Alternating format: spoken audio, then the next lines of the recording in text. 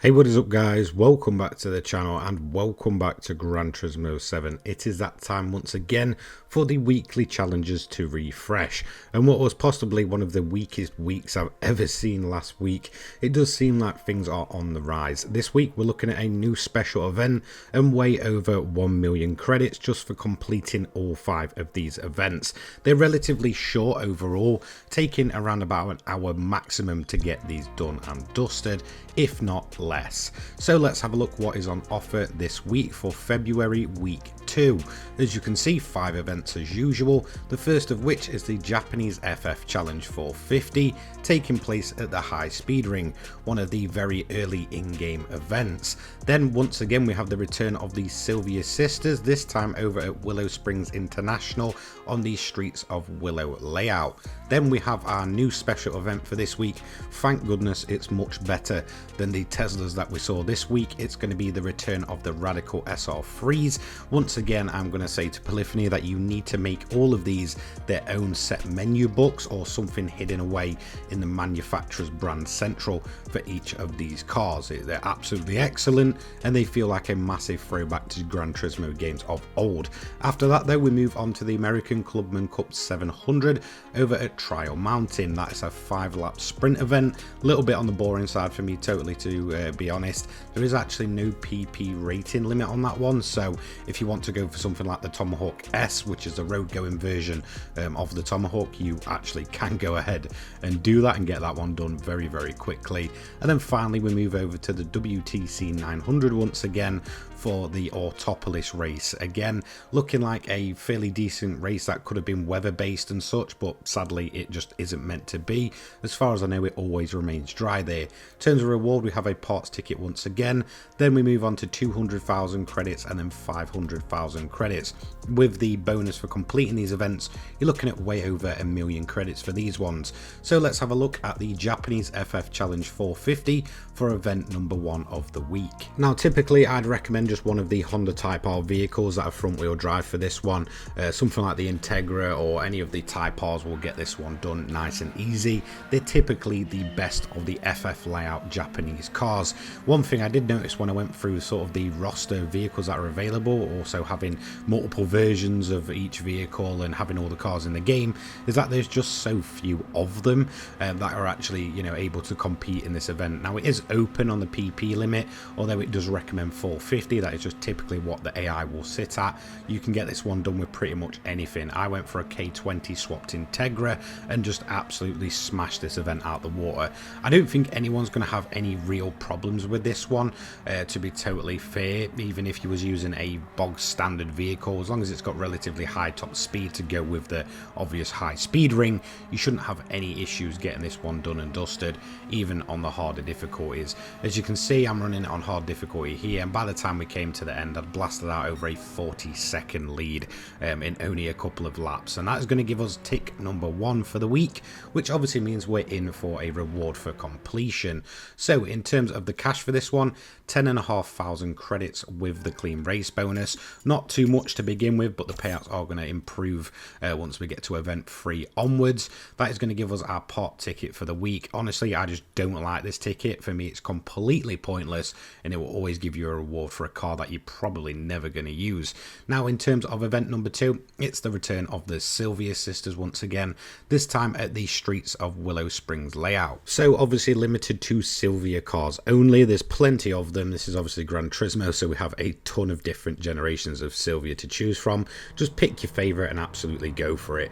Now I don't actually have many of these really tuned anymore. I think I sold a bunch of them when car selling kind of came around and just never got around to actually building them back up again, although we're kind of, you know, way over a year since that. So I did end up using the same Silvia that I used, I believe, last week when we was at Deep Forest Raceway. Again, it's just a typical SR20. Obviously in terms of the performance though, it is max upgraded on racing tyres, which is going to make make this event a breeze. Now, to be totally honest, I wouldn't recommend going for a high-speed car around here. You definitely need as much downforce on as possible. It's very narrow, very tight, very street-like layout, hence the name of the track layout itself. But in terms of this event, again, you shouldn't have too many problems. Whilst the AI themselves are upgraded, there is no PP cap on it, so if you just want to go for a max upgraded Silvia, like, this can be done and will give you a fairly easy win even on those higher difficulties. Again, just because of the layout being so narrow and so tight, a lot of the cars in certain packs will just bunch up and then not attempt the overtake, meaning that they sort of dawdle around behind the car in front of them, making the AI overall very, very easy. The main thing I'd just watch for is just, you know, kind of the desert track limits. If you do catch yourself on that, there is a high chance you're going to spin yourself around or just lose that clean race bonus. Exactly what I did, to be totally honest. I clipped the inside of a corner a bit too much and it just lost a clean race bonus straight away. Kind of is what it is. We'll just take that one on the chin, but this event is overall very, very easy, and that is going to give us stamp number 2 for the week. Obviously no reward for stamp number 2, but we do get the credit reward. Obviously not getting the clean race bonus for this one, so it's 35,000 credits as standard. If you add the 50% bonus on, you are looking way over to around about 50k or so. So on to event number 3. This is the special event, one of my favorite ones in the Radicals. Between these sort of, you know, Radicals, Porsches and Honda Civics, they're absolutely fantastic for one make racing, and that's what we're going to see here. We're going to head over to the Nürburgring GP layout for a 4-lap sprint. So since we're not running the Teslas, I'm not going to cheese this one. I'm going to use a standard SR3 on sport soft tyres. This will keep the race nice and competitive on the higher difficulties, and to be totally honest, this is the way I recommend going for the majority of these one make special events. The racing is very, very good typically. However, there is a downside to this event this week, and it is mainly just with the track layout and the inconsistency of the AI. Now, the AI in Gran Turismo are notorious for being pretty dumb. However, typically if you do keep in line with them and you don't go for anything overpowered, you can have some very, very good clean races going on. This won't be the case too much this week, however, because there is a certain spot on the track they will break when typically it should be flat out, meaning that they're losing a ton of momentum and blasting away seconds within moments. So as you go through the right-hander here, you're going to begin this downhill section. Now at the bottom of here is a right-hander, which is typically a flat-out corner. However, you're going to see here the AI just has a tendency to brake when they don't really have to. This is a corner that should be took flat out. They ain't, and it's going to take away a ton of time from them, even if their top speed is relatively a little bit higher than what we see here in the SR3 that I'm using.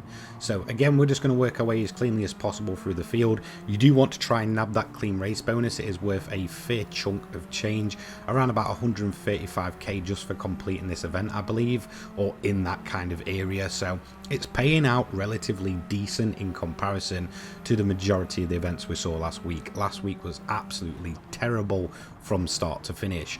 Not only was it done very, very quickly, the events on offer just weren't that good, or repeating ones from the previous update, meaning that people have probably completed them within only a week of having to go back and do them once again, which is just kind of not that interesting. I do prefer a bit of, I guess, switching up in terms of those. Once again, you can see the AI just braking on that right-hander and losing a ton of time, meaning that we was fairly easily able to catch up to the leader here. So we're going to throw it down the inside, try and get this move done, and that is going to finish us up in first place with over a lap remaining. So once we were done with the 4 laps, it was a great race early on moving through the field, but sadly due to the inconsistent AI, it didn't make this one make as good as some of the others have been in the past, especially with the Radicals, which are typically very close. The one at Deep Forest really stands out to me. So there we go, 112,500 credits for 4 laps of your time in under 10 minutes as well.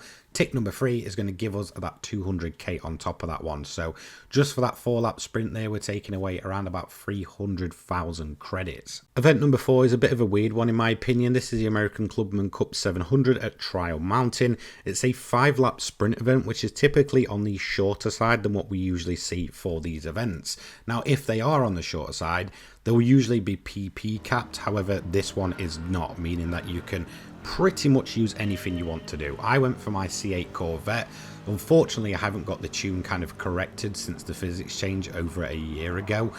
So yeah, unfortunately we're a little bit all over the place, and this is a fully upgraded vehicle, meaning that it has insanely high top speed and currently tuned to have very little downforce. So a very skittish car, but if you wanted to, you could go ahead and use something like the Tomahawk S, which is sort of the road going version of the Tomahawk, which will absolutely blast away this event even quicker than what you're going to see here in the Corvette. So once we start working our way through the pack, to be totally honest, I just wanted to get this event done. It's not the most interesting one, and I feel like even if you're using something fairly competitive, because of how spread out the field is, that 5 laps is just really dragged out. You know, you'll probably catch the leader within a couple laps maximum. Trial Mountain's not the shortest layout in the world, so again, you've got plenty of time to catch up over the sort of like 5-lap period, which, to be totally fair, makes the race very uninteresting towards the second half of it. Once you get to about lap 3 or lap 4, it just becomes an absolute bore. Eventually I did manage to pick my pace up though on the end of lap 4 there though, getting into the 145s and starting to get used to the car, but then the event was done and dusted. So there we go, we finished first, tick number 4 of the week. No reward for this one, unfortunately, but we are going to take away the clean race bonus and 135,000 credits, which isn't too bad once again for a 5-lap sprint. It seems like we are getting some events that pay out typically well in comparison to others. Next up though, we have the return of the WTC 900, this time over at Autopolis International Racing Course. Now this event here is a track that is eligible to have sort of night and day in variable weather, but it seems that every time I've ran this, it doesn't actually take it into account. So we've got 10 laps ahead of us. I'm using my Toyota TS050 Hybrid. Now there is much quicker cars out there, but again, I just wanted to use something that I don't typically use too much for single player. As you can see, this is actually my league racing car, hence the sort of custom made livery on it. Overall, it is a fairly decent car, but nothing compared to the Porsche Hybrid that we see. That thing's hybrid boost is absolutely ridiculous, where typically on the Toyota that we're seeing here, it's just relatively weak. It's sort of a quick blast and then it's done. In terms of the event though, I do recommend running fuel mix 1 for the first half of lap 1, just to kind of get your pace there, then start going down the fuel mixers. This way we're able to do it on a 0 stop. Obviously we're running the racing hards here. Now this car isn't tuned at all, so it is straight out of how it would be from brand central, so there isn't going to be any, you know, specific tune for this one. So for those that go and ask in the bottom, just go and buy a TS050 if you want to copy this one. Wouldn't recommend it though, it isn't overall the fastest car. It was just something different to use. Eventually though, we are going to go down to fuel mix 6 after a few laps of running fuel mix 3. Now this is going to absolutely destroy our straight line speed. However, we do have much more downforce than the group 2s that are running around as well, so we can still make our way through the grid, still set fastest laps and such like that, but it is going to help the fuel consumption overall. And we're going to just kind of drag this out for a little bit longer than we typically would. Again, the main thing we're watching here is the fuel usage. Whilst the tyre deg is rather quite high for this event, I'd say the main thing that you do need to keep an eye on over anything is going to be the fuel, especially if you're using a car like say the 787B or some of the group 2s and such. If you want to go down that route, you just want to be watching the fuel, mainly because whilst they are great on fuel and they are very good overall, they will still run out of it much quicker. For some reason the tyre wear and the fuel use here is turned up a lot more, even though it is a relatively shorter event overall at only 10 laps. So once we get onto sort of the midpoint of lap 6, I'm going to turn the engine up a little bit more just to begin to sort of close that gap to the front. However, it went a little bit wrong and we did go flying off. So yeah, that was a little bit unfortunate there. We did eventually keep pace till about lap 8 before turning the fuel mix down to 3 and just saving a bit more fuel to ensure that we can get to the end with the rest of the AI pitting sort of on and off anywhere from, I'd say typically around about lap 6 onwards. As you can see, the leader there pitting in at the end of lap 8, and that's just basically going to gift us the lead, and that is pretty much it. All we need to do then is just monitor the fuel once again, so I can see that I'm sort of going over my fuel target, turn it to fuel mix 6 and then turn it up for the final stretch, and that is going to give us a nice easy 5th tick of the week and a 1st position. So in terms of the payout, we didn't actually get the clean race bonus because of that little off that you saw when we turned the engine up first. 150k, obviously add 50% if you do end up getting that. However, that is going to give us 500,000 credits for the final reward ticket of the week. Now let's check out the rewards we got on this run. So we did end up doing our daily marathon, so I'm going to start including this now, because typically if people are going to jump on and get all these events done, you're going to be doing your daily marathon sprint as well at the same time. We ended up with a suspension tuning part, and we're going to see what car this is for, the GTR Nismo 17, so not too bad overall. So we've received a part for a fairly useful car. However, we're going to open up the part reward ticket. This is obviously the one we got for completing one single event. I can guarantee it's probably going to be for a car that we'll never use this time around. So what are we going to get it for? We get the carbon propeller shaft for the GR86. Again, a car that I'm not really going to use too much in this game. We're then going to begin to add the credits to the account. So we've got the 200,000 credit ticket, and then obviously the 500,000 credits as well. So plenty of money on offer really from these weekly events. Definitely a massive step up compared to what we saw both in quality and rewards last week, as that was perhaps the weakest week I've ever seen in the entirety of these weekly events so far. So there we go, these are the weekly challenges for this week, the second week of February. Let me know what you think of them down below. I certainly think the rewards are a step up, and I certainly think the quality of the races are at least a step in the right direction, and thankfully we haven't got the Tesla to deal with this week. Thanks so much to all of my channel members: Old School Gamers, Crazy Cobra, JRO49, Carl Wyatt, Phil Wilmot, Dominic Saylor, Dan, Sean and Chris 75572. Massive thank you for your continued support, and thank you for supporting the channel for, I guess, such a long time at this point. Some guys that have been on this list have been there for over a year. Massive thank you to you all. So with that done and out of the way, I will see you all tomorrow with another video. Take care guys, peace.